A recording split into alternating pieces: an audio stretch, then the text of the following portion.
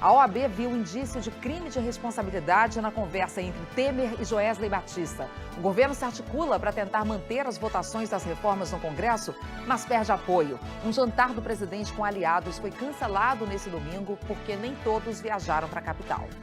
A defesa de Michel Temer questiona 15 pontos da gravação da conversa entre Temer e Joesley Batista e quer que seja apurado se houve corte ou edição na conversa. A Polícia Federal vai receber hoje o gravador. Juristas criticam as condições consideradas generosas para a delação dos irmãos Batista da JBS. Nenhum dos dois foi para a cadeia, usou tornozeleira ou ficou proibido de sair do país. E você vai ver também que escolas públicas de 5 estados vão receber 800 milhões de reais a menos por causa de um impasse na Justiça sobre a distribuição dos recursos. A reforma de escolas como essas não tem como sair. A gente volta à Cracolândia de São Paulo 24 horas depois da operação que prendeu 38 traficantes e espalhou os dependentes da droga pelas ruas da vizinhança. As orientações para os clientes que encontram dificuldades para usar os pontos acumulados em programas de fidelidade e milhagem. E os gols da segunda rodada do Brasileirão que botou o Grêmio na liderança. São esses os nossos destaques. Hoje é segunda-feira, dia 22 de maio. Bom Dia Brasil está começando.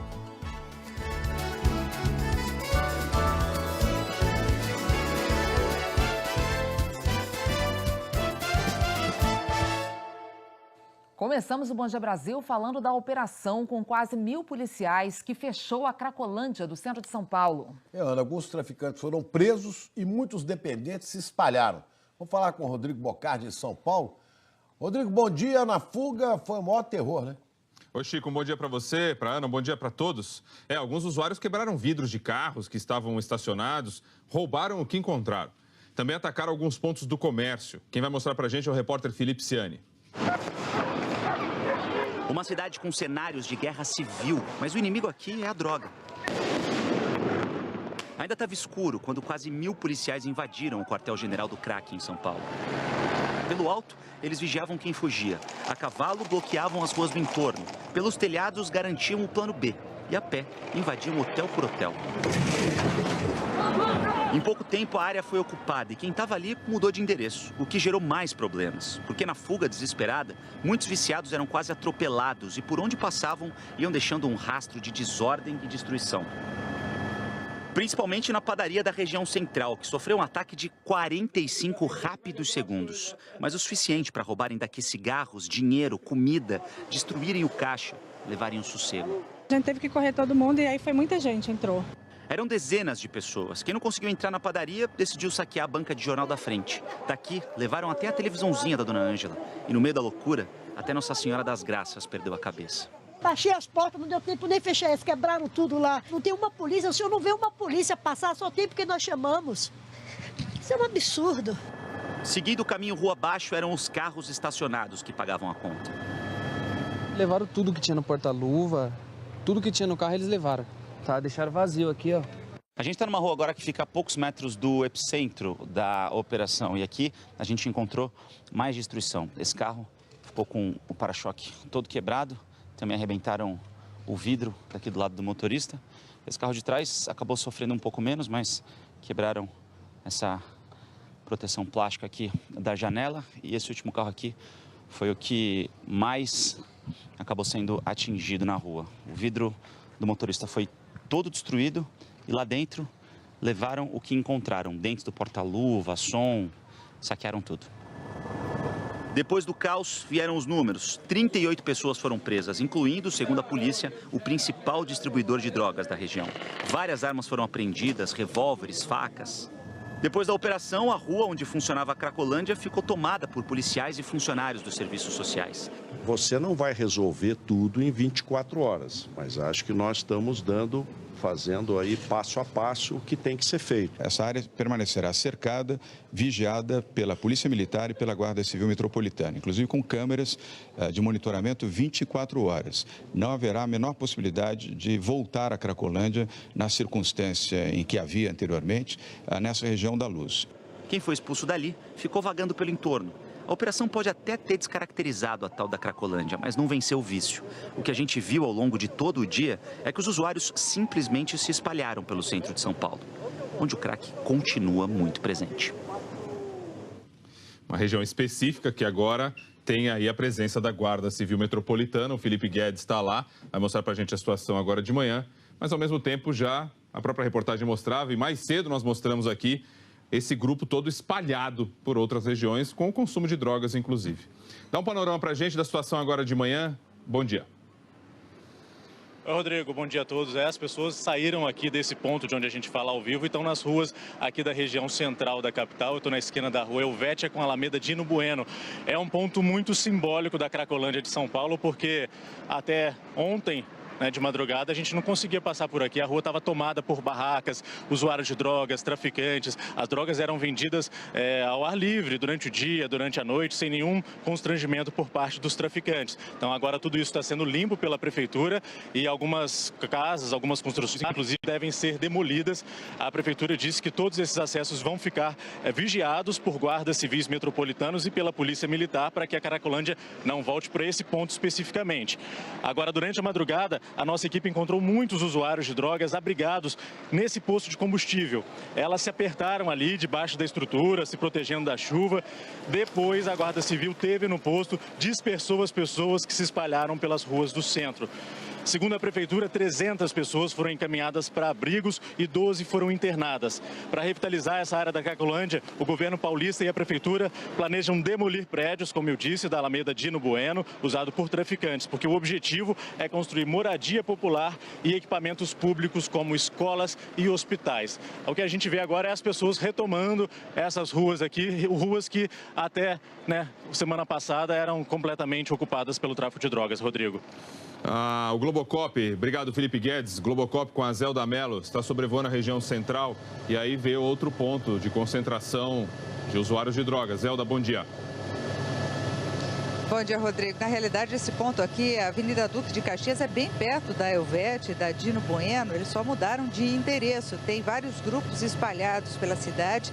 Esse daqui foi um dos mais próximos que a gente encontrou. Até agora há pouco chovia e estava bastante escuro, por isso a gente não conseguia flagrar o consumo como ele está acontecendo agora. A gente vê os dependentes químicos com os cachimbos nas mãos, consumindo drogas aqui e ocupando a calçada da Avenida Duque de Caxias. São pequenos grupos como este que foram se espalhando pelas principais ruas do centro da cidade. Então, o que a gente observa é que é preciso também uma ação coordenada de agentes da saúde, agentes da assistência social também, para dar conta aí dessas pessoas que foram formando esses pequenos grupos de dependentes químicos e que estão consumindo drogas aí à luz do dia pela cidade, Rodrigo. Ok, Zelda, obrigado, viu? Olha, e só reforçando, a gente já tem um prévio balanço do que já foi divulgado, mas hoje a polícia, à tarde, ela vai fazer um outro balanço e certamente será a discussão dessa segunda etapa do apoio mesmo, a não dispersão das pessoas, o tratamento para que não sejam criadas aí outras cracolândias na cidade de São Paulo. A Secretaria da Segurança Pública disse que a Polícia Militar e a Guarda Civil Metropolitana vão manter a ocupação da área. Agora, Chico e Ana, a gente não pode deixar de falar daquelas pessoas que vimos logo no início da reportagem. O Estado deve uma satisfação àquelas pessoas que já são vítimas, porque quando você vê uma operação envolvendo quase 1000 homens, 90 policiais, no mínimo deveria haver uma proteção para aquelas pessoas, para o comércio, para os carros, para quem já é vítima daquela região ali, né? A banca de jornal, a padaria, os donos dos carros. Quer dizer, mas é tudo uma chaga, né? Isso é uma coisa terrível na cidade de São Paulo. Vamos acompanhando, Rodrigo, a cada etapa, ver o que vai acontecer, porque você não acabou com a droga, você não acabou com esse tipo de acontecimento na cidade, isso vai continuar. Vamos ver onde essas pessoas se agrupam e como é que se resolve.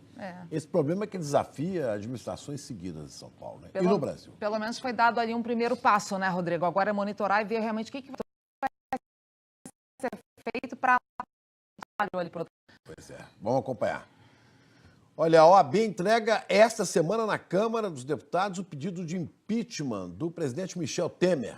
A Ordem dos Advogados do Brasil aponta indícios de crime de responsabilidade porque o presidente ouviu o dono da JBS falar de crimes e não comunicou às autoridades. A OAB também considerou grave o encontro com o empresário investigado pela Lava Jato.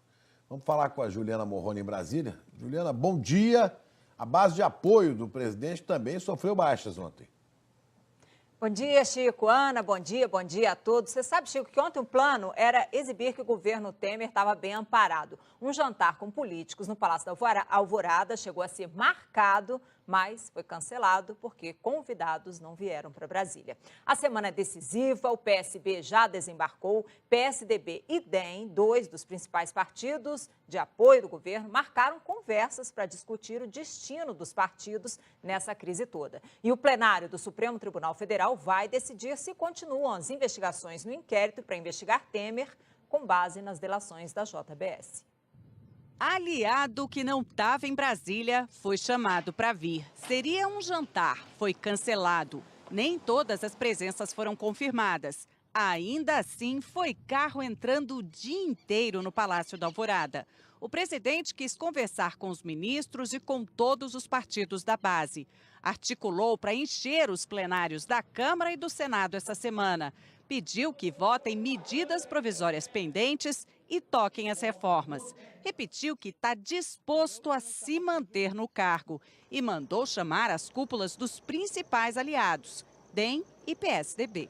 Ao Democratas e ao PSDB, o presidente pediu que evitem decisões precipitadas. Os dois partidos que queriam abreviar a crise concordaram em esperar. Na quarta-feira, o plenário do Supremo deve decidir se aceita ou não o pedido de Temer para suspender o inquérito até que a Polícia Federal faça uma perícia nos áudios gravados por Joesley Batista, dono da JBS. A Procuradoria-Geral da República e o advogado de Michel Temer entregaram ontem à noite perguntas que devem ser respondidas pela polícia. A defesa de Temer fez 15 questionamentos, entre eles se teve corte ou edição em algum trecho e se houve alteração na ordem das conversas. A prova é uma só, você não consegue destrinchar ou tratar de trechos da prova. A prova é uma só e se houver conteúdo, se houver corte, se houver adulteração de conteúdo, essa prova é inservível, independente daquilo que ela trouxer. Para os procuradores, a gravação não tem vício, mas querem que fique claro, por exemplo, se a gravação tem coerência lógica e contextualização sobre o assunto conversado. A polícia disse que não tem data para concluir a perícia. Para a Ordem dos Advogados do Brasil, o fato de o presidente Temer não ter negado o teor das conversas é que tem que ser considerado. E foi o que baseou a decisão da Ordem nesse fim de semana. Representantes da OAB de 24 estados e do Distrito Federal votaram a favor de um pedido de impeachment. Só o do Amapá foi contra. O do Acre não votou. Até o presente momento, nós não tivemos nenhuma negativa com relação ao áudio e aos diálogos que ali estão feitos.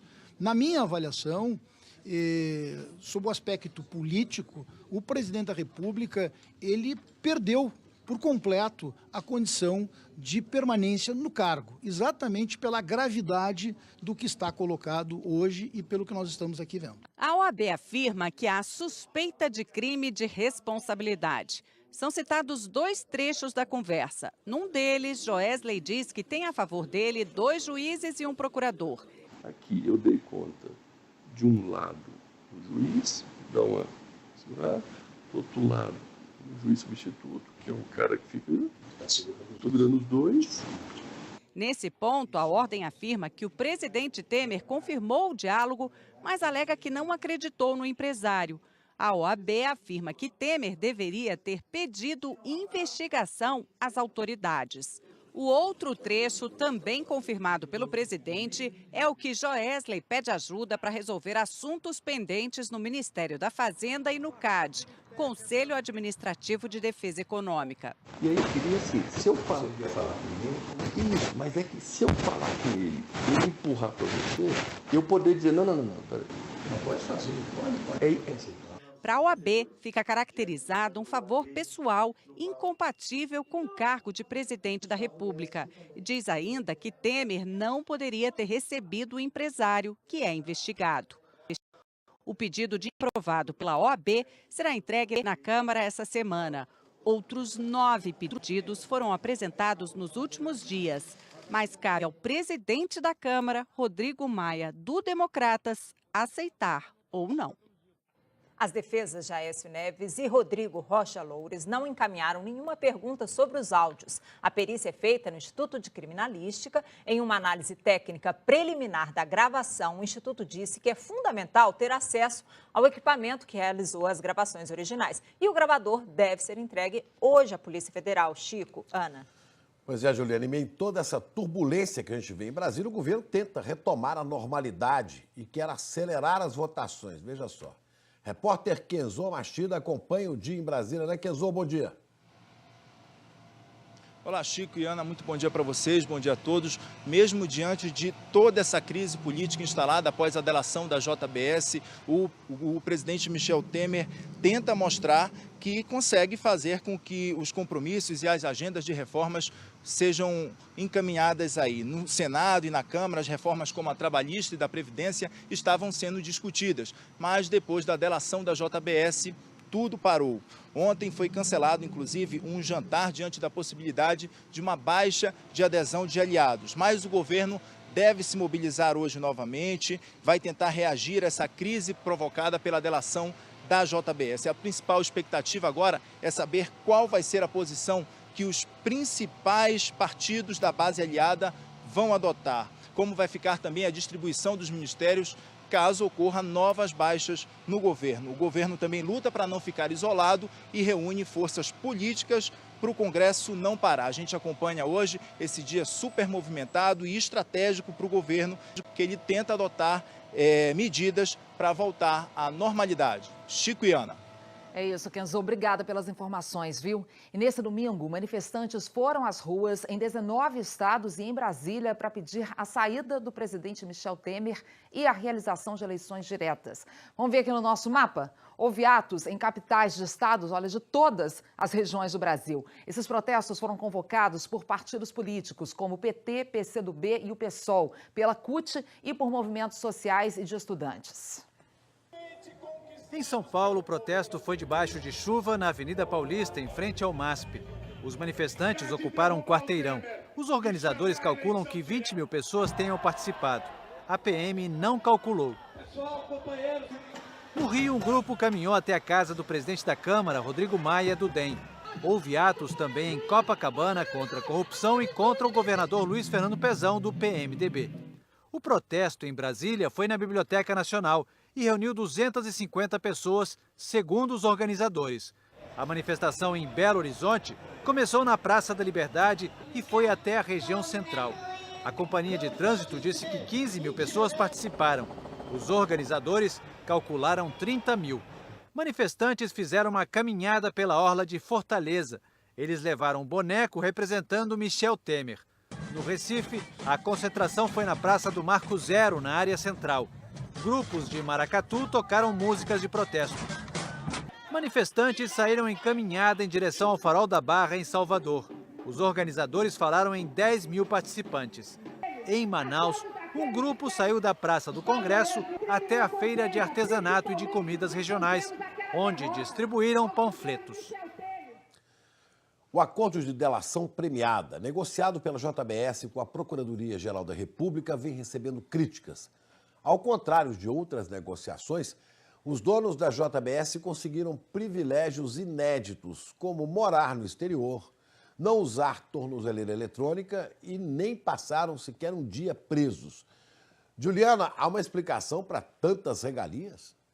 Só faltou tapete vermelho, né, Chico? Olha, a primeira explicação é a seguinte, é que as provas que foram entregues, são muito fortes para os procuradores que participaram do acordo de delação. E eles alegam que os irmãos Joesley e Wesley colocaram a vida em risco quando Joesley gravou o presidente Temer ou deu as dicas para a gravação daquelas imagens da entrega das malas de dinheiro. Os empresários Joesley Batista e Wesley Batista conseguiram a garantia de que eles não serão alvo de nenhuma nova acusação e vão ficar livres de todas as investigações contra eles e suas empresas. Segundo a Procuradoria-Geral da República, eles merecem o benefício porque Joesley Batista colocou a vida em risco ao participar das chamadas ações controladas. Gravou as conversas que teve com políticos e negociou a entrega de malas de dinheiro. Além disso, a delação da JBS foi considerada muito eficiente. Para os investigadores, os delatores entregaram provas contundentes sobre crimes que estavam em andamento. As condições consideradas generosas causaram indignação na reunião da Ordem dos Advogados do Brasil. A delação premiada e o prêmio que se deu à JBS é também um escândalo de graves proporções. Nós precisamos ter a coragem, mesmo que discurso contramajoritário, de levantarmos essa bandeira para aperfeiçoar esse instituto da delação premiada. O acordo dos irmãos Batista ficou muito diferente de outros da Lava Jato, como o de Marcelo Odebrecht, por exemplo. Pelo acordo de delação, ele não teve perdão judicial. Está preso desde junho de 2015.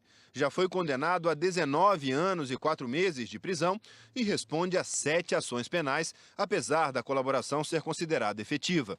Ele ainda poderá ser condenado a até 30 anos antes da suspensão dos processos. Terá de cumprir 10 anos de penas privativas de liberdade, 2 anos e meio em regime fechado, 2 anos e meio em prisão domiciliar com tornozeleira eletrônica, 2 anos e meio em regime semiaberto e só depois vai para o regime aberto. Marcelo Odebrecht também terá de pagar 73 milhões de reais de multa em, no máximo, 1 ano e perdeu todo o dinheiro encontrado fora do país, mais de 20 milhões de dólares. Já os irmãos Batista vão pagar uma multa de 110 milhões de reais cada um, divididos em 10 prestações anuais. E a primeira parcela só vence em junho de 2018. Eles não vão ser presos por nenhum dia, não terão de usar tornozeleira eletrônica e ainda podem viajar para o país que quiserem, como os Estados Unidos. Os procuradores afirmam que há diferenças entre as delações da Odebrecht e da JBS. A Odebrecht resistiu quanto pôde para colaborar, tentou atrapalhar as investigações e só relatou fatos passados, segundo o Ministério Público Federal. Já os irmãos Wesley e Joesley Batista colaboraram de forma espontânea, ajudaram as investigações, inclusive participando de ações controladas, e trouxeram fatos graves, supostos crimes em andamento que envolvem inclusive o presidente Michel Temer, de acordo com os investigadores. Mas esse especialista criticou os benefícios dados aos irmãos Batista. A delação ela não é um habeas corpus preventivo para cometer crime ou legitimar crimes. Você não pode, na delação, permitir que parte do produto desviado seja destinado para aquele que desviou. É preciso um ressarcimento integral. Essa delação premiada, e que premiada, né, com todas essas regalias, teve apoio do Ministério Público e da Justiça, Ana. É muito prêmio para uma delação, né, Juliana? Por mais que seja uma delação muito completa, com gravações, com muitos fatos importantes, quem está ali delatando também é um criminoso, né? No caso, 2 criminosos, 2 bandidos, que a gente espera que tenham também punição e não que fiquem aí andando livres e soltos por Nova York. Guardar o que vem te explicar esse acordo tão vantajoso. Obrigada, Juliana. Olha, só lembrando que ainda há o problema da empresa, a JBS, né, aquele acordo de leniência não foi fechado, né, quer negociar com valor muito menor, e a JBS, acima de tudo, ainda deve 1 bilhão e 800 milhões de reais à Previdência. A Previdência que tem dificuldade, não consegue receber o que a JBS lhe deve. Quer dizer, é muita coisa que tem que ser está empacado aí esse resolvida. acordo de leniência, que é a delação premiada da empresa. Estão pedindo 11 bilhões de reais, eles estão lá negociando para pagar 1 bilhão. A sociedade Enfim, quer o muito, dinheiro de volta, né? E é muito pouco perto do que eles lucraram nesses anos todos, com tantos benefícios dados por tantos governos. Olha, o jornal Folha de São Paulo hoje traz uma entrevista com o presidente Michel Temer, em que ele reafirma que não tem intenção de sair. Ele alega que não sabia que Joesley estava sendo investigado e que foi ingênuo ao conversar com o dono da JBS. A entrevista, essa aqui, tem como título: "Não renuncio, se quiserem, me derrubem". Vamos ver os principais trechos. A Folha pergunta: o senhor estabeleceu que ministro denunciado será afastado e se virá réu exonerado. Caso o procurador-geral o denuncie, o senhor vai se submeter a essa regra? Temer responde: os ministros são agentes do executivo, de modo que a linha de corte que eu estabeleci para os ministros, por evidente que não será a linha de corte para o presidente. A Folha questiona que Temer poderia se afastar voluntariamente. E Temer reforça: não vou fazer isso, tanto mais já contestei muito acentuadamente a gravação espetaculosa. Temer nega que tenha dito mantenha isso para dar aval a pagamentos a Eduardo Cunha. E diz: o Eduardo Cunha lançou uma carta em que diz que jamais pediu dinheiro a ele, Joesley e muito menos a mim. Como eu poderia comprar o silêncio se naquele processo em Curitiba fez 42 perguntas, 21 tentando me incriminar? A Folha pergunta, Joesley fala em zerar pendências. Não sendo dinheiro, seria o quê? Temer diz, sei que ele é um falastrão, uma pessoa que se jacta de eventuais influências. E logo depois ele diz que estava mentindo. Sobre a declaração de Joesley de ter comprado 2 juízes e um procurador, a Folha pergunta, não é prevaricação se o senhor ouve um empresário na sua casa relatando crimes? E Temer responde, muita gente me diz as maiores bobagens e eu não levo em conta. A Folha pergunta o que Temer quis dizer quando falou ótimo, ótimo. Temer diz, não sei, quando ele estava contando que estava se livrando das coisas. A Folha pergunta por que o encontro com Joesley não estava na agenda como manda a lei.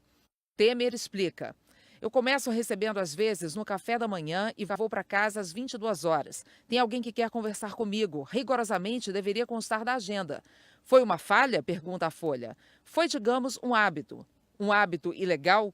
Não é ilegal porque não é da minha postura ao longo do tempo. Bastava ter um detector de metal para saber se ele tinha alguma coisa ou não e não me gravaria. A Folha pergunta, é moralmente defensável receber tarde da noite, fora da agenda, um empresário que estava sendo investigado? Temer diz, eu nem sabia que ele estava sendo investigado. A Folha pergunta sobre o deputado Rodrigo Rocha Loures, filmado correndo com uma mala pela rua. Temer afirma, primeiro, tudo foi montado. A reportagem reforça, a imagem dele correndo com dinheiro não é montagem. E Temer diz que Loures recebeu treinamento e que Rodrigo foi induzido, foi seduzido por ofertas mirabolantes e irreais. A Folha pergunta se Temer se sente traído e o presidente responde, não vou dizer isso porque ele é um homem de muito boa índole. A Folha reforça, ele foi filmado com R$500 mil. Que boa índole é essa? Temer responde que esse gesto não é aprovável. A reportagem pergunta, quando o senhor diz para o Joesley que ele poderia tratar de tudo com Rodrigo Rocha Loures, o que o senhor quer dizer? Esse tudo são as matérias administrativas, não é tudo. Mais adiante, a Folha pergunta, acha que a Procuradoria-Geral armou para o senhor? Eu estava apenas retrucando as imprecações de natureza moral gravíssimas. Agora mantenho a serenidade. Eu não vou renunciar. Se quiserem, me derrubem, porque se eu renuncio, é uma declaração de culpa. A Folha diz, o senhor falou muito do Joesley, mas qual a culpa que o senhor tem? Ingenuidade. Fui ingênuo ao receber uma pessoa naquele momento. Sobre a continuidade do governo, a Folha pergunta, até que ponto vale a pena continuar sem força política para aprovar reformas e com a economia debilitada? O presidente responde irritado. Eu vou revelar força política precisamente ao longo dessas próximas semanas com a votação de matérias importantes.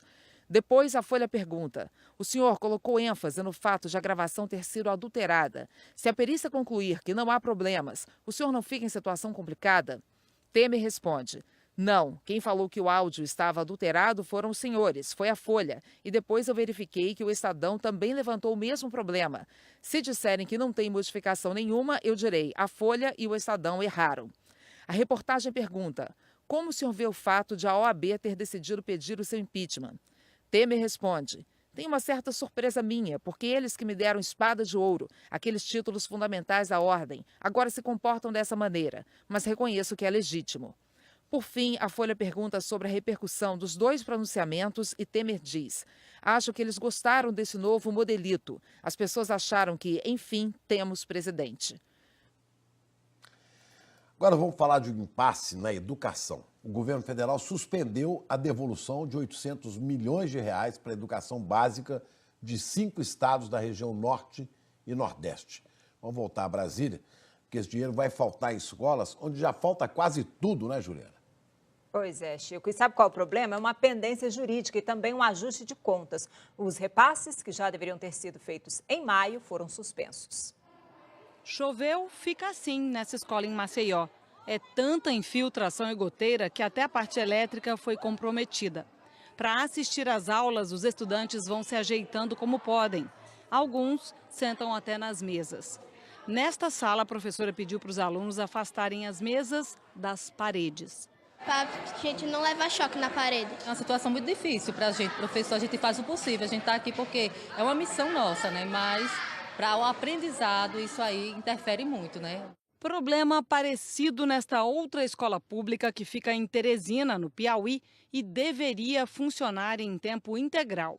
Aqui os alunos nem podem entrar. A reforma prometida não foi feita. E o jeito é levar os estudantes até outro colégio, mais distante, todo dia. No município de Bom Conselho, Agreste Pernambucano, o problema é a falta de aula. 400 professores municipais fizeram greve por melhores salários e os alunos passaram mais de 40 dias sem aula. A situação dessas escolas, que já está difícil, corre o risco de piorar ainda mais.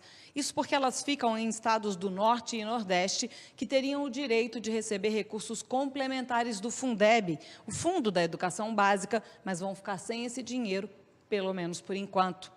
Os repasses que já seriam feitos agora em maio estão suspensos. Eles fazem parte de um acerto de contas que acontece todo ano em relação ao dinheiro do Fundeb, o fundo que ajuda a pagar salários dos professores, reformar escolas públicas. No começo do ano, os estados informam ao governo federal quanto devem arrecadar em impostos para a educação básica. Se esse valor não for suficiente para atingir um patamar mínimo por aluno, o governo federal entra com um complemento para garantir os investimentos. O dinheiro sai do Fundo da Educação Básica.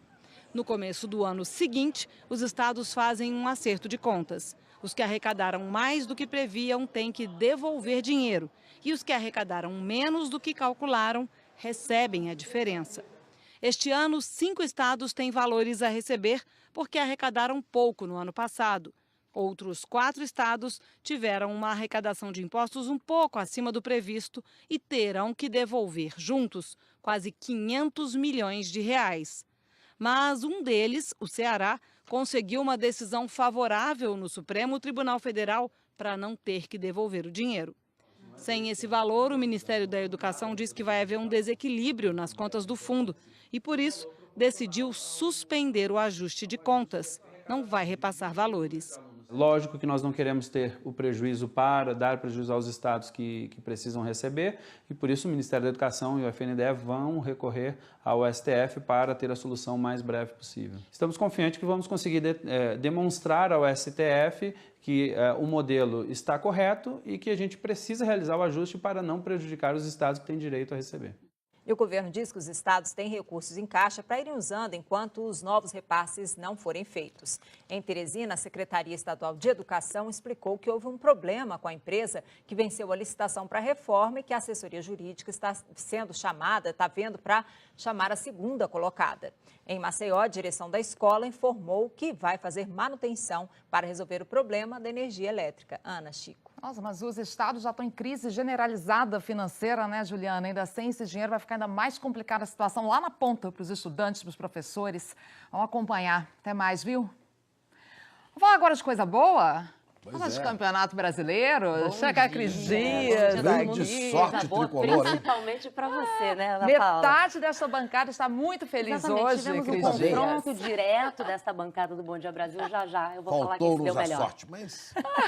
Mas com sorte tá bom também. Ganhamos. Pois é, agora eu vou te falar que só o tricolor carioca e o tricolor gaúcho, né? Até agora ganharam as 2 partidas que disputaram. Estão com tudo. Estão com 100% e não estão de aproveitamento, prosa né? Os tricolores com 100% de aproveitamento Mas é a mesmo. segunda rodada, né? Ontem foram 2 vitórias fora de casa. O Chico ele vai ficar tá infinitamente inconformado, cornetando. Não tem jeito.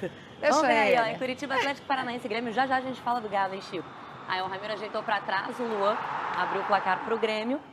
Aí o Ramiro, de novo ele, né, cruzou para o Lucas Barrios ampliar para o Grêmio.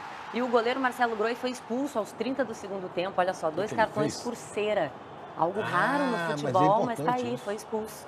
Porque reclamou, foi cera demais. Pois é. Em Belo Horizonte, agora sim, Atlético Mineiro e Fluminense, o confronto direto da bancada do Bom Dia Brasil aqui, de pênalti. Henrique Dourado abriu para Ana Paula Araújo, ou melhor, para o Fluminense. Viva Ana Paula! Aí, cruzamento do Henrique Dourado, Richarlison de cabeça, ampliou para o Flu.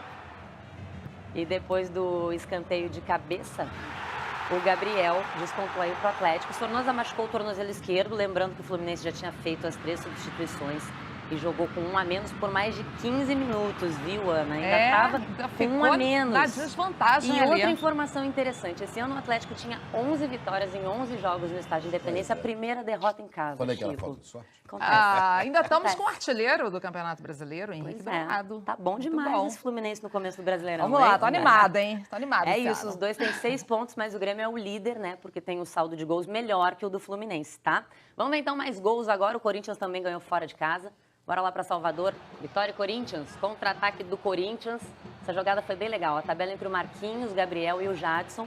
Marquinhos Gabriel tocou pro Jô, que fez o único gol do jogo. Corinthians 1, Vitória 0. Agora no Rio, Botafogo e Ponte Preta. Golaço de fora da área aí do Bruno Silva. A gente vai ver no detalhe para apreciar toda a beleza desse gol. Ponte Preta Colocado agora ali no adotou um cantinho. uniforme azul, né? Pois é, né? Você viu? Bem diferente daquele preto e branco tradicional, né? Com a faixa. Aí outro chute de fora da área, Rodrigo Lindoso, 2 a 0 para o Botafogo, só gol dos volantes. Outro jogo no Rio, Vasco e Bahia. Passe do Luiz Fabiano aí pro Iago Pikachu. Abriu o placar pro Vasco. E aí no rebote do goleiro Jean, Luiz Fabiano estava ligado, estava esperto. Mais um do Vasco, gol 400 da carreira do Luiz Fabiano. O Bahia ainda descontou nessa jogada aí, ó. Passe do Alione, gol do Gustavo. Agora vamos lá para Recife, Sport e Cruzeiro. Passe do Lucas Romero. E o Alisson fez 1 a 0 para o Cruzeiro. E aí de pênalti, o Diego Souza empatou para o Sport. Até agora essa rodada não teve nenhum 0 a 0 e hoje ainda tem São Paulo e Avaí. Valeu, Cris. Obrigado. A gente vai para o intervalo. Já já vamos falar de uma fuga de presos no maior presídio do Maranhão. Bandidos explodiram um muro. Uma pesquisa mostra que os preços nas lanchonetes variam muito. E aí tem que procurar as mais baratas, né? Você também vai ver o que deve ser feito para não se decepcionar com os programas de pontos ou de milhas. Reportagem sobre isso. Falar também aí da situação do trânsito em São Paulo, a movimentação nesta segunda-feira de manhã. Tudo que rola na capital paulista para você. 8 horas e 6 minutos agora.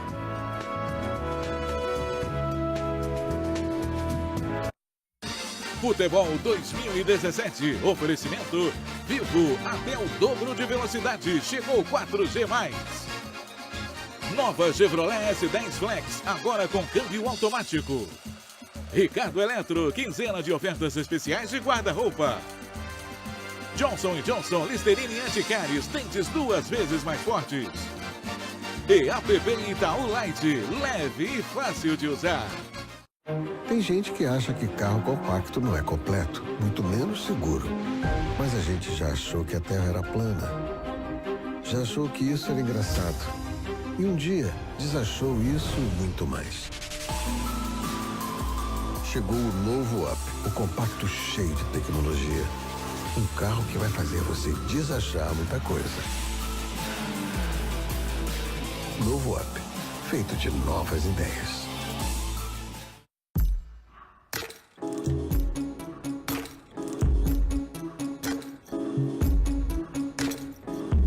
Conquiste os aplausos, o reconhecimento. Conquiste o seu momento. Conquiste o melhor acorde, o melhor ataque.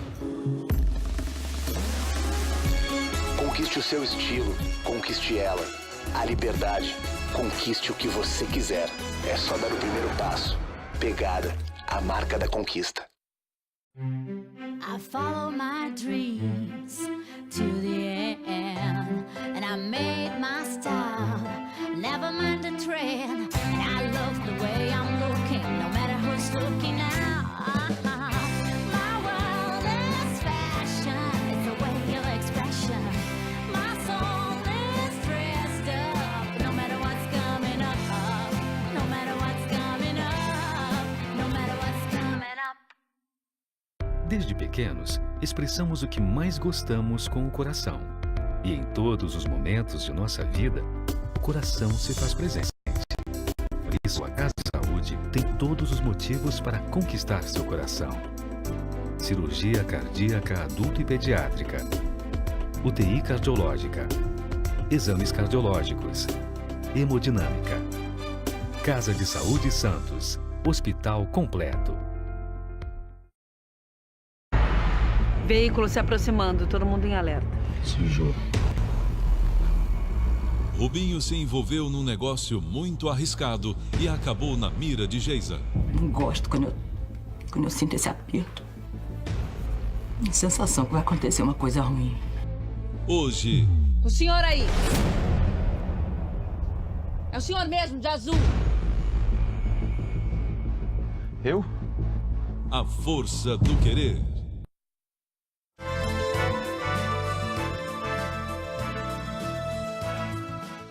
Bandidos armados explodiram o muro do complexo penitenciário de Pedrinhas, que é o maior presídio do Maranhão.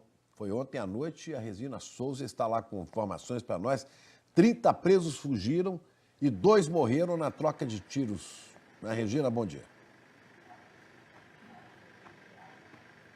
Isso mesmo, Chico. Bom dia a todos. A ação aconteceu nos fundos do presídio São Luís 6, uma das unidades prisionais de Pedrinhas. Bandidos fortemente armados usaram explosivos para abrir um buraco no muro. 30 presos conseguiram fugir. 6 foram recapturados até agora. No momento, houve troca de tiros entre os bandidos e agentes penitenciários. Um preso morreu no local e outro no hospital. Até agora, 6 presos foram recapturados, 24 permanecem foragidos. O buraco aberto no muro foi fechado na madrugada. As balas, as marcas continuam espalhadas pelo muro e pelos vidros blindados da guarita. Agora, olha só, várias casas numa comunidade que fica atrás do presídio foram afetadas pelo impacto das explosões e por tiros. Nesta casa aqui, uma bala atravessou a parede e por pouco não atingiu a cama do casal. A Secretaria de Administração Penitenciária disse que o caso está sendo investigado. Regina Souza para o Bom Dia Brasil. Obrigado, Regina. A gente vai voltar a falar da operação para tentar acabar com a Cracolândia no centro de São Paulo. A Jaqueline Brasil agora traz outras informações para a gente. Jaque, bom dia. Bom dia, Rodrigo. Olha, mais tarde a Secretaria de Segurança Pública vai fazer um balanço oficial de toda essa operação, mas desde cedo a gente já está falando, 38 pessoas suspeitas foram presas, trazidas aqui para o DENARC. Tanto o governo estadual quanto a prefeitura disseram que, a princípio, o objetivo principal é uma operação policial para retirar traficantes, prender traficantes e não ter mais nem usuários e nem traficantes no local. Mas não é bem isso que a gente observou mais cedo, tá? Tem flagrantes feitos pelo Globocop, vocês vão ver aí as imagens. A primeira, na Avenida Duque de Caxias, um grupo de usuários ali e de repente a polícia chega e dispersa todos eles. Para onde eles vão? Essa é a pergunta e o tratamento que tem que ser dado a eles, né? Que é a segunda parte que o governo e a prefeitura disseram que vão fazer. A outra imagem que vocês vão ver, um traficante repassando aí droga para um usuário também na mesma região, na Avenida Duque de Caxias. Imagens que chamam muito a atenção, né, Rodrigo? É muito preocupante. Valeu, Jaque. Obrigado aí pelas informações e novas imagens, então, começam a surgir aqui com a gente com relação à Cracolândia. Teve um outro assunto agora de manhã também, a gente vai ter atualização com a Sabina Simonato na região da Bela Vista, por causa dessa chuva toda, houve um deslizamento de terra, o muro foi abaixo. Sabina, conta pra gente como é que tá a situação por aí. Bom dia. Bom dia, Rodrigo. Baita estrago aqui na região da Bela Vista, Rua Almirante Marques Leão. Vamos dar uma olhada? Nesse trecho aqui do desmoronamento não tem mais nem calçada, não dá para ver, ela sumiu. O que os moradores contam? Que foi ontem por volta das 7 da noite, eles ouviram um baita barulho de trovoada, e aí quando saíram de suas casas, deram de cara com esse muro de arrimo que estava desmoronando. O pessoal diz aqui que já tinha infiltração, que eles já viam infiltração há muito tempo e temiam por isso. Aconteceu. Ontem choveu o dia todo, quatro famílias, né, que moravam naqueles imóveis ali no alto, essas famílias acabaram tendo que sair daqui por ordem da Defesa Civil por questão de segurança. Aqui no momento, CET, e a CET deixou essa via aqui, por enquanto, mão única. Agora só nesse sentido aqui, Rodrigo. Ok, Sabina, muito obrigado aí pelas informações. Glória Varig já está comigo para a gente atualizar trânsito, transporte e afins aí com essa chuvarada toda, 8h13. Vamos lá então, olha, teve um carro que caiu num riacho um pouco mais cedo, a gente tem imagens feitas pelo Globocop, né? Foi na Avenida dos Estados, em Santo André, com a Avenida Engenheiro Olavo Alaísio de Lima. A pessoa que estava ali dentro do carro não se machucou e até não precisou aí do socorro do Corpo de Bombeiros, os bombeiros foram para lá, dei uma olhadinha, não tem trânsito nesse local, nesse momento. Falando da Marginal do Rio Pinheiros, atenção para você que depende da Marginal do Rio Pinheiros. Vou até colocar uma câmera aqui Deixa eu pedir só para isso, colocar aqui, ó. A Marginal do Rio Pinheiro está muito, muito, muito ruim no sentido da rodovia Castelo Branco, tá?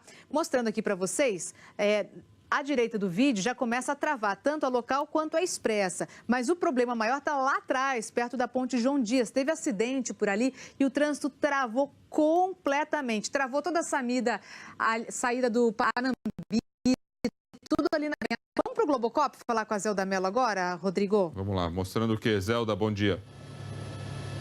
Bom dia, tem água, viu? Avenida do Estado, bem do lado da Feirinha da Madrugada, embaixo da linha férrea, tem muita água, tanto que tem interdição no sentido da Marginal Tietê, tem agora os carros do pessoal da limpeza da Prefeitura aqui no local, tem também o carro do Corpo de Bombeiros, você pode ver que está vazia a via, porque está interditada, logo à frente, na altura da Santa Rosa, o motorista ele já não entra aqui, só mesmo caminhões, carros de grande porte. E tem outra interdição um pouquinho mais para cima, na altura da Rua Mercúrio, trânsito muito ruim por aqui, Rodrigo e Glória. Ok, o lixo aí da região central que a gente mostra sempre, né, acaba aí gerando esse tipo de coisa, né? Pois é, e tem desvios drena por ali, a CT pede para que os motoristas evitem a região, viu, Rodrigo? Tá bom, obrigado, viu, Glória, valeu. Tem um caminhão passando aí, ó, só os Até maiores. a Zelda tinha falado mais cedo que só os veículos maiores estão conseguindo passar por ali mesmo, os menores estão fazendo esse desvio pela Avenida Mercúrio e depois fazem um desvio ali por trás do Mercadão para conseguir seguir o caminho em direção à Avenida Tiradentes. Então, por causa disso, o trânsito realmente muito complicado nessa região. Aproveitando a imagem do Globocop ainda ali, ó, tem o Mercadão e um pouquinho ao lado direito ali, muito lixo que a gente mostra sempre, né, de todos os dias ali no Mercadão. E aí, mesmo com o rio aí do lado, acaba indo Boca de Lobo, ficando ali entupido e tal, e vem essa enchente toda.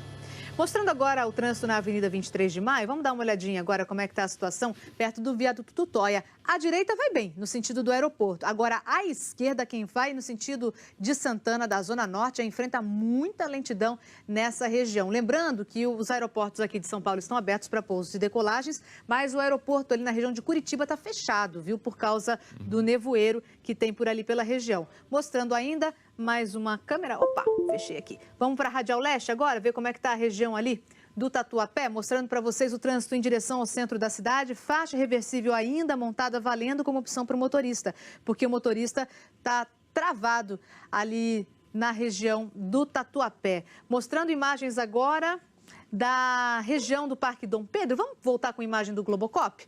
Agora, na região do Parque Dom Pedro, vamos colocar aqui, ó. Nossa, tudo muito travado. Eu estava olhando mais cedo no Waze, Rodrigo, tá tudo travadíssimo ali na região por causa daquele problema na Avenida do Estado, né? Daquele alagamento, aquele ponto de alagamento que tem na Avenida do Estado. O pessoal sai tentando fazer caminhos alternativos e acaba travando outras avenidas e outras ruas também, porque essa é uma região de muito movimento. Então você vê aí que realmente ali perto do Catavento está tudo muito difícil nesse momento. Valeu, Glória, obrigado. Já para o intervalo, a gente volta com outras atualizações. Vamos mostrar também como você pode evitar frustrações com os programas de pontos e de milhas. Tem que ficar de olho. 8 horas e 17 minutos, a gente volta já já.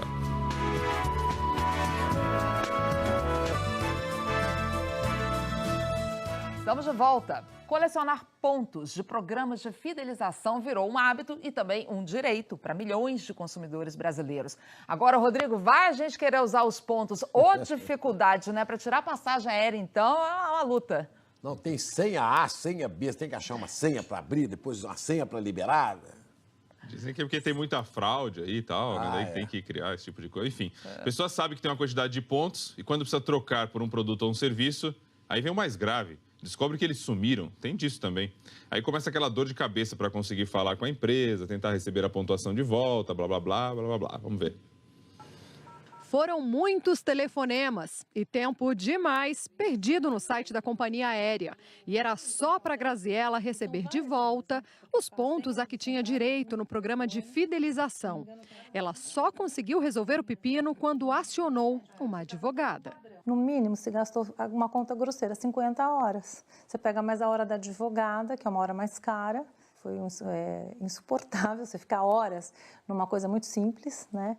O André está esperando até hoje. Ele teve problemas com uma loja de eletrodoméstico, passou os pontos prometidos e com uma operadora de telefonia. Os pontos deveriam servir para garantir descontos na fatura do celular durante 1 ano. Mas depois de 2 meses, os descontos sumiram. A operadora disse que foi porque ele comprou um novo celular e mudou de plano. Chegaram à conclusão que cortaram esse desconto concebido em fatura por conta do programa de pontos, por conta que eu tinha comprado um celular junto com eles. Mas eles em nenhum momento falaram que não poderia comprar um celular, trocar de plano, enfim, fazer qualquer mudança. As empresas não são obrigadas a oferecer programas de pontos, mas a partir do momento que tem, a empresa deve obedecer o Código de Defesa do Consumidor. Isso significa garantir transparência na relação com os clientes, dar informações claras sobre como funciona a pontuação, além de cumprir as ofertas e avisar quando decidir mudar as regras do programa. Os órgãos de defesa do consumidor dizem que, para se proteger, é importante ler de verdade todo o contrato do serviço, prestar atenção nas regras de troca de pontos e também nas dificuldades para usar o benefício, ficar de olho no prazo de validade dos pontos e documentar tudo: extratos, ofertas, número de protocolos e cópias da tela do computador. O Instituto de Defesa do Consumidor fala que as reclamações têm surtido efeito. Já tem decisões judiciais no sentido de perda do tempo útil, que é o tempo que você perde, você liga 5, 6 vezes para resolver um problema desse. Então, isso já tem decisões no sentido de que é um dano para o consumidor e ele deve ser ressarcido. Eu acho uma falta de respeito assim, com o consumidor. Quer dizer, eles vendem um programa de milhagens, te vendem uma situação. E qual é o respeito que tem com o consumidor? Nenhum. Porque ninguém precisa vender programa de milhagem. Mas então, se você vende, você tem que cumprir o que você vende. Associação Brasileira das Empresas do Mercado de Fidelização afirma que este é um mercado relativamente novo no país e que trabalha para criar a autorregulamentação do setor, que deve tornar as regras mais claras em breve. Chico e Ana. Agora, independente disso, é preciso que haja uma defesa do consumidor aí também, né? Instituições que vigiem, porque isso, de alguma maneira, é dinheiro que está sendo pedido. Né? Tá bom, Rodrigo. Obrigado. Valeu. Uma pesquisa da Associação de Defesa do Consumidor, Proteste, mostra uma grande variação no preço do lanche vendido em lanchonetes nas 2 maiores cidades do país. Ao longo de 1 ano, o consumidor pôde economizar mais de R$1.000, pode, se ele escolher, bem a lanchonete que vai usar. Aí você vem andando pela rua com fome e pinta uma lanchonete na esquina. No balcão, aquele monte de salgadinhos te convidando a exercer o pecado da gula. Comer em lanchonetes faz parte da rotina diária de muita gente. O lanche é a melhor opção mesmo. Ainda mais à tarde substitui, né? Às vezes não tem tempo rápido, almoçar, a gente acaba indo no lanche mesmo. De acordo com o IBGE, o lanche ficou 8,43% mais caro nos últimos 12 meses, mais do que o dobro da inflação no mesmo período. Aumentou, sim. Aumentou muito, não? Um pouco. Um estudo da Proteste, a Associação Brasileira de Defesa do Consumidor, mostra que o preço do lanche pode variar muito, mesmo em lojas muito próximas, até no mesmo bairro. A pesquisa foi feita em 73 lanchonetes no Rio e em São Paulo. Em Madureira, por exemplo, na zona norte do Rio, um salgado com refresco ou guaraná natural era vendido por R$ 5,00 numa loja e por R$ 10,90 em outra loja a apenas 3 minutos de distância a pé. No centro de São Paulo, em 2 lojas também separadas por uma rápida caminhada, o cheeseburger com refrigerante era vendido por R$ 13,00 numa e por R$ 18,50 na outra. Ou seja, se você tem o hábito de fazer o seu lanche sempre na mesma lanchonete, talvez seja a hora de começar a procurar lugares mais baratos, pesquisar. E sabe por quê? Porque no fim de um ano, a economia pode passar de R$1.000. Dentro de uma mesma cidade, os preços chegaram a variar em 400% em São Paulo e mais de 300% no Rio de Janeiro. Então a pesquisa continua sendo a maior alisada do consumidor, até mesmo nos pequenos gastos. E se de vez em quando levar um lanche de casa também, economiza mais ainda, né? A gente volta a seguir. Você vai ver que depois de visitar a Arábia Saudita, Donald Trump desembarca em Israel. E a história da britânica que comprou um anel como se fosse bijuteria e depois descobriu que era um diamante valiosíssimo. Olha só, 8h27, hora de Brasília. O vice-presidente dos Estados Unidos, Mike Pence, passou por uma situação constrangedora. Ele foi alvo de um protesto na renomada Universidade de Notre Dame. Pence discursava para recém-formados quando mais de 100 deles se levantaram e foram embora. Uma organização estudantil explicou que esse gesto foi contra as políticas discriminatórias defendidas por Pence, que marginalizam pessoas com base na religião, raça e orientação sexual. No discurso, Pence criticou os ataques à liberdade de expressão nas universidades americanas. E o presidente dos Estados Unidos já está em Israel, segunda parada da primeira viagem internacional de Donald Trump. Cecília Malan tem os detalhes para a gente. Oi, Cecília, essa visita estava sendo aguardada com uma expectativa enorme pelos israelenses. Os Estados Unidos são o principal aliado de Israel, né, Ana? Mas Trump se aproximou do governo de Benjamin Netanyahu ao abandonar o discurso de 2 estados, defendido por Barack Obama como a solução para a paz nessa região do Oriente Médio. Resta saber como os palestinos vão receber o presidente americano. Veja na reportagem do correspondente Rodrigo Alvarez. Israel parou para receber o presidente americano mais leal a seus interesses em muitas décadas. A chegada de Donald Trump causou tanta agitação entre políticos e autoridades de segurança que a imprensa israelense a descreveu não como uma visita histórica, mas histérica. Em 36 horas com o presidente americano, o governo de Israel vai fazer o possível para apresentar medidas que demonstrem boa vontade, como incentivos modestos à economia palestina, querendo que o presidente americano veja no governo de Benjamin Netanyahu a intenção de fazer a paz que há mais de meio século ninguém conseguiu fazer. E não há ilusões. Donald Trump não traz na bagagem nenhuma ideia mirabolante sobre como acabar com a disputa entre israelenses e palestinos. Pelo contrário, bota lenha na fogueira ao querer mudar a embaixada dos Estados Unidos de Tel Aviv, uma cidade israelense, para Jerusalém, a cidade que a ONU determinou que deveria ser compartilhada, mas que há exatos 50 anos é completamente ocupada por Israel. Trump, além de tudo, leva com ele o conselheiro para assuntos do Oriente Médio, seu genro Jared Kushner, um judeu americano de uma família que financia assentamentos judaicos em áreas palestinas. Durante a campanha, Trump demonstrou lealdade total a Israel, lembra esse analista israelense. Ele dizia aos cristãos evangélicos dos Estados Unidos que amam Israel que vai estar sempre pronto para ajudar o país. E amanhã, depois de demonstrar que está comprometido com suas promessas, Donald Trump vai atravessar os muros de concreto para se reunir com o presidente palestino Mahmoud Abbas em Belém, a cidade histórica constantemente cercada por soldados israelenses. Do outro lado do muro, Trump certamente vai ouvir sobre a greve de fome dos prisioneiros palestinos que reclamam um tratamento melhor nas cadeias israelenses. Um protesto que dura 6 semanas e que hoje, coincidindo com a chegada dele, levou comerciantes de Jerusalém e da Cisjordânia a fecharem as portas em sinal de apoio. Em Gaza, o Hamas reagiu ao comentário que Trump fez ontem na Arábia Saudita, repetindo o discurso de Netanyahu e comparando o grupo palestino aos terroristas da Al-Qaeda e do Estado Islâmico. Somos um movimento pela libertação da Palestina, disse o porta-voz do Hamas. Defendemos os palestinos da ocupação e dos crimes cometidos contra o nosso povo. Obviamente, as autoridades palestinas não vão receber mal nem Trump, nem Kushner, o genro conselheiro que pode ser o negociador americano numa eventual discussão de paz. O presidente palestino sabe o quanto depende dos Estados Unidos para qualquer avanço ou mesmo para não piorar a situação atual. Mas se a paz não teve qualquer novidade ao longo de 8 anos de Barack Obama, diante do que já foi demonstrado até agora, ninguém tem grandes expectativas com relação a Donald Trump. 8 horas e 33 minutos, situação em São Paulo nesta manhã de segunda. Em São Paulo teve acidente na zona sul da capital. Rodrigo, a gente tem imagens já aqui no telão. O motorista perdeu o controle da direção, capotou com o carro no início ali da Avenida Juscelino Kubitschek, do lado do Parque do Povo. O carro só parou depois de derrubar uma placa e uma árvore. A CT já retirou o veículo e, segundo os funcionários da companhia, o motorista não se machucou. Ainda bem, foi mais um susto mesmo, e os danos materiais.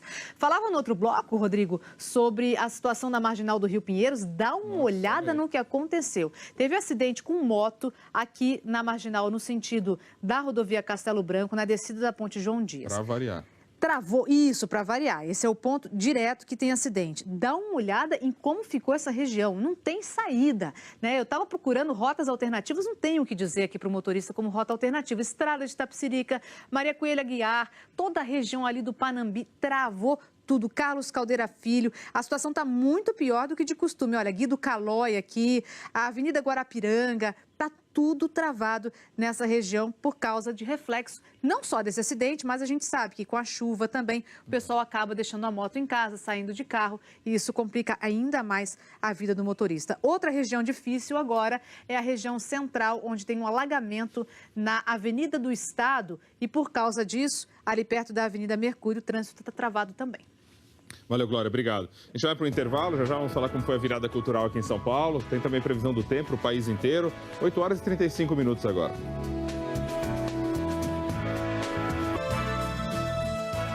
Estamos de volta agora para falar de previsão do tempo. Tiago Scheuer está lá no frio de São Paulo, a gente num friozinho aqui. Ô, Tiago, esse clima de montanha aí na parte de baixo do mapa, segue assim durante a semana? Bom dia. Então, vai seguir e vai piorar, viu, Ana? Quem gosta de frio, prato cheio, como eu, por exemplo. Bom dia para você, para o Chico. Bom dia, Brasil. Frio, ele está começando a voltar com tudo para o sul do Brasil e também aqui para partes do sudeste, que tem uma nova massa de ar polar no oceano e aí ela acaba jogando todo o ar frio e seco do Polo Sul para o continente. Veja aqui, ó, e esse ar invade aí o sul do Brasil e também o sudeste. Aí o freezer já está aberto, claro. Olha, às 7 da manhã as temperaturas em Vacaria, no Rio Grande do Sul, 4,8 graus. Agora, em Urupema, lá em Santa Catarina, 0 graus, não tem nem como competir com Urupema, né?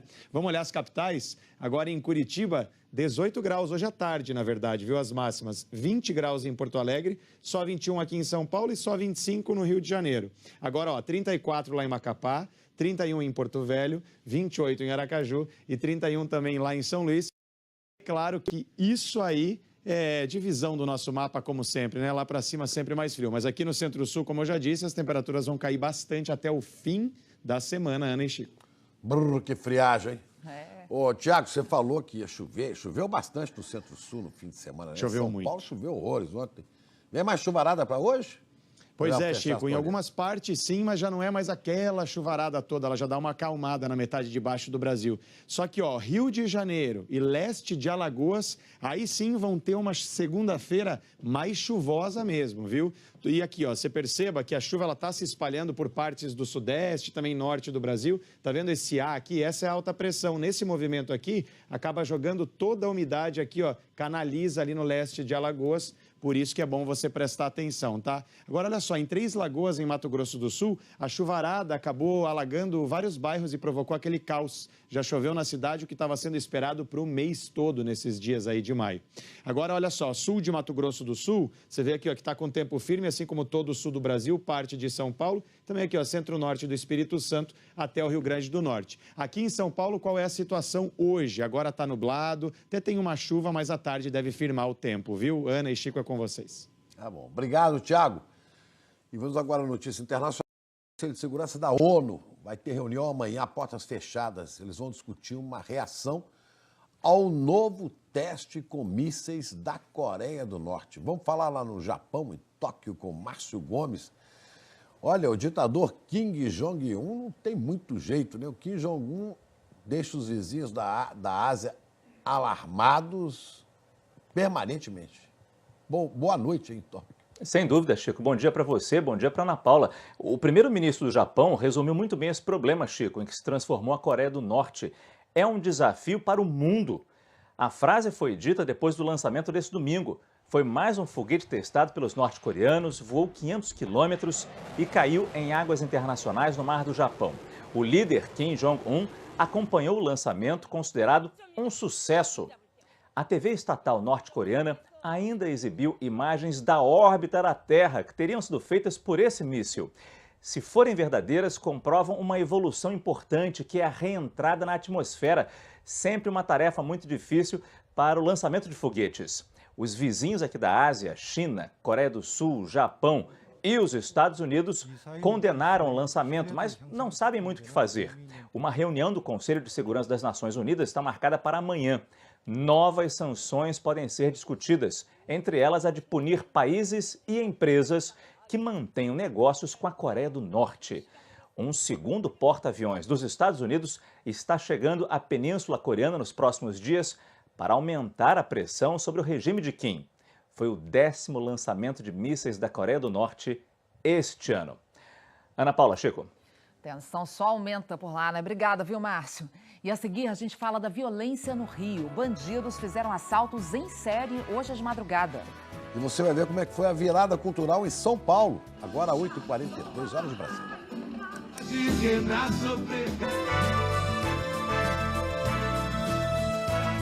Assaltantes arrombaram e saquearam 14 lojas esta madrugada no centro do Rio de Janeiro. O assalto foi numa rua comercial perto da principal estação de trem do Rio, a Central do Brasil. E testemunhas dizem que 40 homens armados interromperam o trânsito com um caminhão e arrombaram lojas que serviam de depósitos de doces, biscoitos e bebidas. O alarme tocou e um dos proprietários chamou a polícia. Houve troca de tiros entre bandidos, policiais e seguranças. Os assaltantes fugiram e até agora ninguém foi preso. Tá difícil a situação no Rio, né? Mas vamos encerrar falando de festa. O fim de semana em São Paulo teve a virada cultural, 24 horas de shows, de atrações, que este ano, né, Rodrigo, foram espalhados por vários bairros, não ficou mais concentrado ali no centro. Funcionou? O problema foi o tempo, né, que nós acabamos de falar sobre ele, muita chuva aqui em São Paulo no final de semana. Os palcos principais ficaram mais perto do público, nos bairros, mas a chuva afastou muita gente. Foi preciso, sabe o quê, Chico? Aquela coragem da segunda-feira para sair de casa no fim de semana, viu? Frio, chuva, o domingo definitivamente não ajudou a virada cultural. Mas quem liga? Tem que trabalhar com chuva, com frio, então a gente veio para passear também. Alguns fãs parecem mesmo mais resistentes do que outros.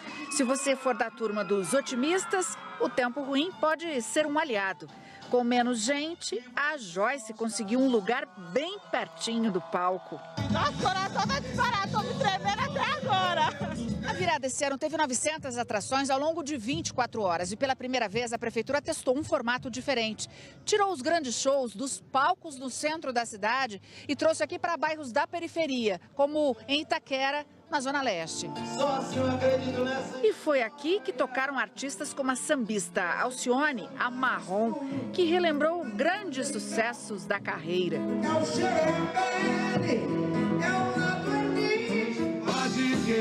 E ainda o cantor Diogo Nogueira.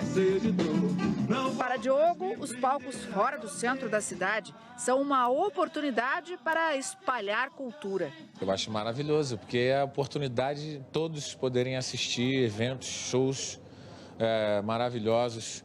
E é uma oportunidade que o público estava deixando de ter, né? Porque estava somente centralizado, só ficava em um lugar. O público ficou dividido com a mudança. Infelizmente ficou bem longe para nós, né? Nós moramos em São Bernardo, para nós era muito mais fácil antes lá em São Paulo. Olha, para mim foi ótimo, adorei, que eu moro aqui pertinho, amei, muito bom. A virada cultural em São Paulo completou 12 anos. À noite e na madrugada, o público se deliciou com as performances no centro.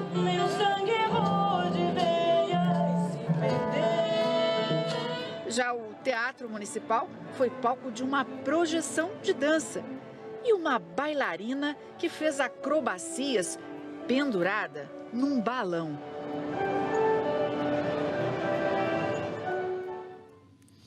A prefeitura diz que alguns palcos ficaram vazios, por isso mesmo, por causa da chuva e do frio, e não por conta das distâncias do show. Realmente ficou difícil de fazer uma avaliação.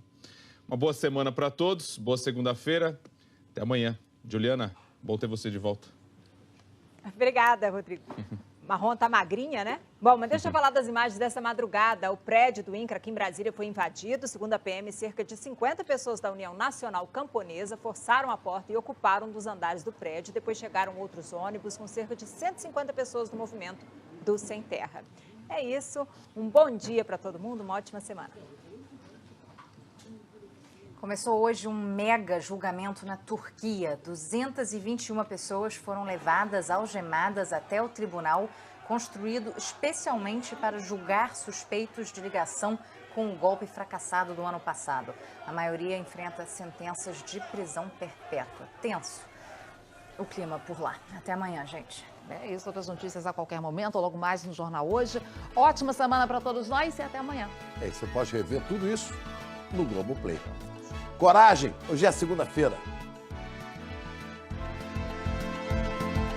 A OAB viu indício de crime de responsabilidade na conversa entre Temer e Joesley Batista. O governo se articula para tentar manter as votações das reformas no Congresso, mas perde apoio. Um jantar do presidente com aliados foi cancelado nesse domingo porque nem todos viajaram para a capital.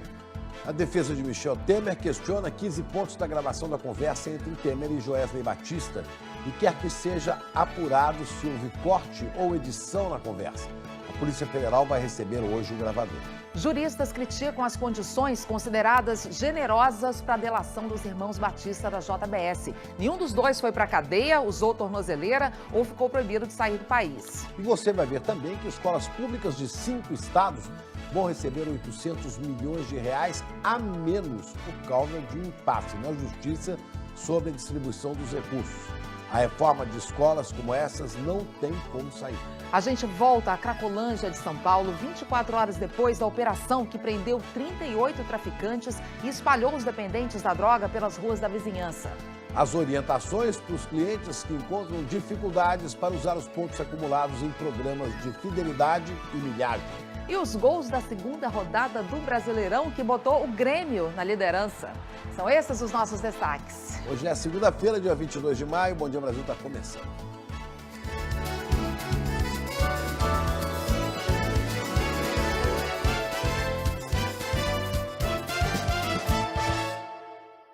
Começamos o Bom Dia Brasil falando da operação com quase 1.000 policiais que fechou a Cracolândia do centro de São Paulo. Ana, alguns traficantes foram presos e muitos dependentes se espalharam. Vamos falar com o Rodrigo Bocardi de São Paulo. Rodrigo, bom dia. Na fuga foi o maior terror, né? Oi, Chico, um bom dia para você, para Ana, um bom dia para todos. Alguns usuários quebraram vidros de carros que estavam estacionados, roubaram o que encontraram. Também atacaram alguns pontos do comércio. Quem vai mostrar para a gente é o repórter Felipe Ciani. Uma cidade com cenários de guerra civil, mas o inimigo aqui é a droga. Ainda estava escuro quando quase 1.000 policiais invadiram o quartel-general do crack em São Paulo.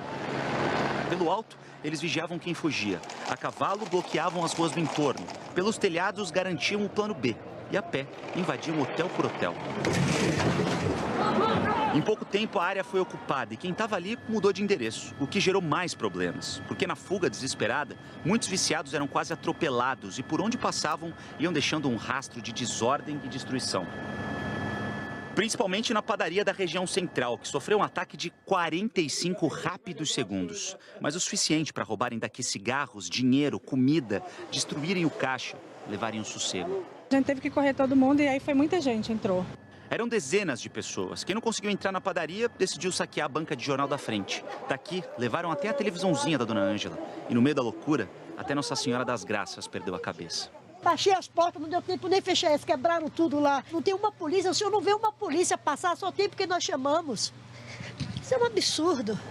Seguindo o caminho rua abaixo, eram os carros estacionados que pagavam a conta. Levaram tudo que tinha no porta-luva, tudo que tinha no carro eles levaram. Tá, deixaram vazio aqui, ó. A gente está numa rua agora que fica a poucos metros do epicentro da operação. E aqui a gente encontrou mais destruição. Esse carro ficou com o para-choque todo quebrado. Também arrebentaram o vidro daqui do lado do motorista. Esse carro de trás acabou sofrendo um pouco menos, mas quebraram essa proteção plástica aqui da janela. E esse último carro aqui foi o que mais acabou sendo atingido na rua. O vidro do motorista foi todo destruído e lá dentro levaram o que encontraram. Dentro do porta-luva, som, saquearam tudo. Depois do caos, vieram os números. 38 pessoas foram presas, incluindo, segundo a polícia, o principal distribuidor de drogas da região. Várias armas foram apreendidas, revólveres, facas. Depois da operação, a rua onde funcionava a Cracolândia ficou tomada por policiais e funcionários dos serviços sociais. Você não vai resolver tudo em 24 horas, mas acho que nós estamos fazendo aí passo a passo o que tem que ser feito. Essa área permanecerá cercada, vigiada pela Polícia Militar e pela Guarda Civil Metropolitana, inclusive com câmeras de monitoramento 24 horas. Não haverá a menor possibilidade de voltar a Cracolândia na circunstância em que havia anteriormente, nessa região da Luz. Quem foi expulso dali ficou vagando pelo entorno. A operação pode até ter descaracterizado a tal da Cracolândia, mas não venceu o vício. O que a gente viu ao longo de todo o dia é que os usuários simplesmente se espalharam pelo centro de São Paulo, onde o crack continua muito presente. Uma região específica que agora tem aí a presença da Guarda Civil Metropolitana. O Felipe Guedes está lá, vai mostrar para a gente a situação agora de manhã, mas ao mesmo tempo já a própria reportagem mostrava, e mais cedo nós mostramos aqui, esse grupo todo espalhado por outras regiões, com o consumo de drogas, inclusive. Dá um panorama para a gente da situação agora de manhã. Bom dia. Oi, Rodrigo, bom dia a todos. As pessoas saíram aqui desse ponto de onde a gente fala ao vivo e estão nas ruas aqui da região central da capital. Eu estou na esquina da rua Helvétia com a Alameda Dino Bueno.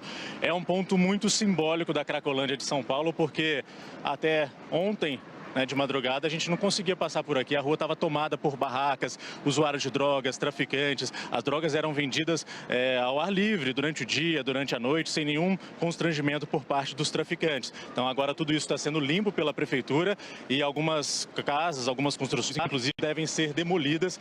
A prefeitura disse que todos esses acessos vão ficar vigiados por guardas civis metropolitanos e pela polícia militar para que a Cracolândia não volte para esse ponto especificamente.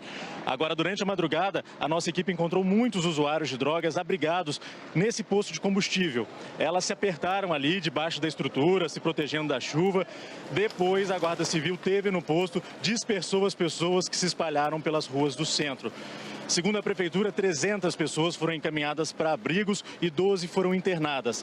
Para revitalizar essa área da Cracolândia, o governo paulista e a Prefeitura planejam demolir prédios, como eu disse, da Alameda Dino Bueno, usado por traficantes, porque o objetivo é construir moradia popular e equipamentos públicos como escolas e hospitais. O que a gente vê agora é as pessoas retomando essas ruas aqui, ruas que até semana passada eram completamente ocupadas pelo tráfico de drogas, Rodrigo.